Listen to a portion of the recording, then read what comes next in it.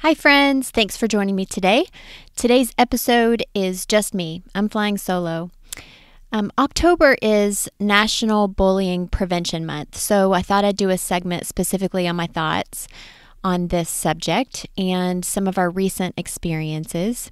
Since my son started kindergarten this fall, a subject that I've been especially interested in on our journey has been bullying. And as a parent with a child on the spectrum, it's been on my mind a lot. So stay tuned for some of my thoughts, along with some advice that I've heard and read about. And of course, if you're enjoying our podcast, please rate and review us wherever you listen to podcasts and share with a friend. That's how we make our voice stronger. Thanks for listening. Today's podcast is brought to you by Audible. Get a free audiobook download and 30-day free trial at audibletrial.com/myautismtribe. They have over 180,000 titles to choose from for your iPhone, Android, Kindle, or MP3 player. Welcome to My Autism Tribe, a community of advocates that are linked by autism but bound by strength. This is a time to find our sounding board and shoulders that help us carry life's load without the fear of criticism. We give and receive. We nurture and empower. I'm your host, Susan Scott. There have been moments when I'm with my son where I've witnessed and, of course, intervened on other children and, sadly, some adults bullying him. It absolutely rips my heart out and shakes me to my core. Thankfully, in those moments, I've been with them. So then my thoughts turn to, what if I hadn't been with him? What would have happened? Would he have stood up for himself, or would someone else have intervened? We can't be with our children every minute of every day, and we all know that words, good and bad, can be carried with someone their entire life. Of course, bullying doesn't just happen to individuals on the spectrum. It doesn't happen to just children, but what can we do about it? So let's first start with the very definition of bullying. So the Webster's definition, to bully someone means to seek harm, intimidate, or coerce someone perceived as vulnerable. The facts tell us that children with disabilities are much more likely to be bullied than their non-disabled peers. When looking within a school setting, one study actually shows that 60% of students with disabilities report being bullied regularly, compared with 25% of all students. And as parents and caregivers, we have the right to ensure that the school our child attends provides a framework of protection. All children have a right to receive what they call a free, appropriate public education. FAPE is the acronym. In the least restrictive environment and free from disability-based harassment. Personally, I can remember, I think middle school primarily, because let's be honest, those are tough years for any kid, when I was bullied. I was backwardly shy, people. Glasses, braces, a bad perm, good student, you name it. I was the poster child that screamed nerd. I got made fun of, and I cried. Sometimes in a school bathroom stall, in the gym locker room, at home, and it sometimes made school not so fun. I carried a lot of that with me for a long time, and though I know I can't protect my son from all the nastiness in the world that life can bring, I do want to make sure that I equip him and others now on handling situations like this. Bullying, in my mind, I used to believe, used to mean meeting someone on the playground and beating them up or stealing someone's lunch. And of course, that's what it means as well. But as I've grown older and have become more educated and aware, I've come to realize there are so many complexities and various forms of bullying. Bullying not only includes direct contact or physical assault, it can be milder and more direct, but still very harmful, like social exclusion and just little slight subtle insults, teasing, the spreading of rumors. Laughter at another person's expense is a form of bullying. And now that most individuals have online access, we have issues with cyberbullying. I have to admit, I am so glad that social media wasn't around when I was growing up. I can't imagine. At my son's school, they have a couple of apps they use to update families on special events and reminders and updates on their kid. They send pictures from their day. So it's really, really awesome. And my son's teachers do an incredible job of keeping the lines of communication open. But one day recently, last week, a video was posted on one of these apps that showed the entire class singing a song they had learned. It was so, so cute. And I was watching it with Alex and was commenting on how sweet and special this video was. And then he pointed to a specific girl in his class. Now, please note, Alex is now verbal, but he still very much struggles with piecing together sentence structures, especially when it comes to more, as I say, colorful language. He points at this girl and says, "She squeezed my arm and called me stupid." So I immediately replayed the video, and again he pointed to the same girl and said the same thing. And I froze. This was the first, truly real conversation that I had had with Alex about bullying. We've talked a lot about self-advocating, saying stop when he doesn't want something, but we hadn't before this time talked specifically about hurtful words that people can say.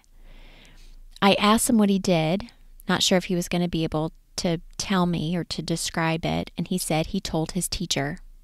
And I told him that was exactly what he was supposed to do. And I told him that her words were wrong, that he wasn't stupid, that he was in fact very, very smart. I now have an open dialogue with his teacher, and we're both working on dialogue with Alex. His teacher did respond appropriately when Alex told her, so we're on a great path. But my thoughts still go back to, what if she hadn't? What if Alex wasn't able to tell her? So I still have a fear. I can now rest a little easier knowing that it was handled, at least this time, appropriately.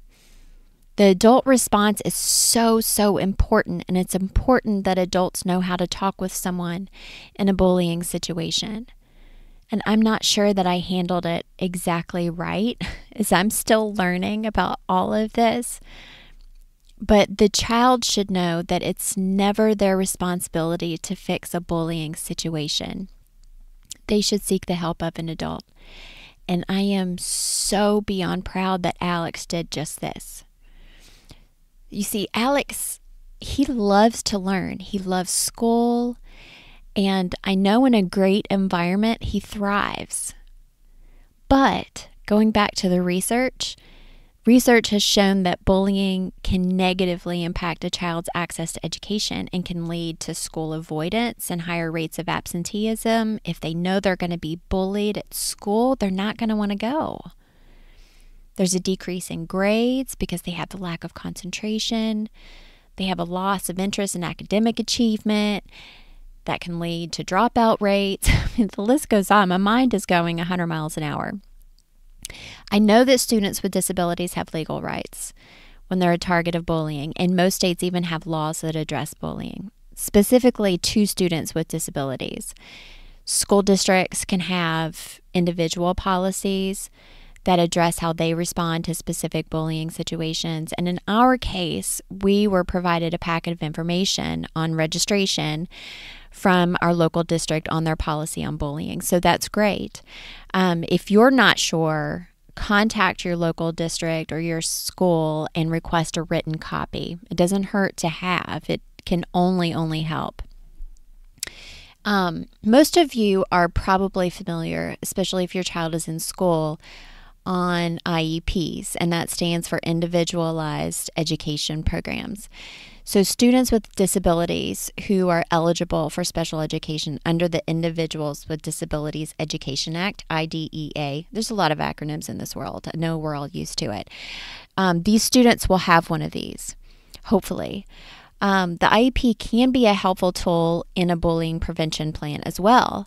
And if bullying is becoming an obstacle to a child's education, then it can be incorporated into their IEP. So there can be goals for social skills, speech and language skills, self-advocacy skills, all written in there so they know how to address a bullying situation. I actually read this. There's a woman by the name of Dr. Michelle Borba, Borba, that has even designed a prevention approach that she's labeled CALM. It's another acronym, CALM, of simple rules that can be taught to students with autism, which I thought was really, really cool. I hadn't heard of this before. The first step in the CALM approach, the C, is to cool down. So you can teach your child to recognize stress signals like sweaty hands, rapid heartbeat, breathing patterns, and then learn calming strategies like deep breathing to help them cool down. The second step, the A, is to assert yourself. So part of the social skills curriculum can be teaching assertive body language. This doesn't mean to start throwing punches. Role-playing and video modeling can assist in teaching nonverbal body language that can deflect bullying attempts. Maybe it's something as simple as walking away. The third step, the L, is to look them in the eye. And we all know eye contact can be challenging for some students with autism, but using visual supports can be beneficial in teaching eye contact during a bullying attempt.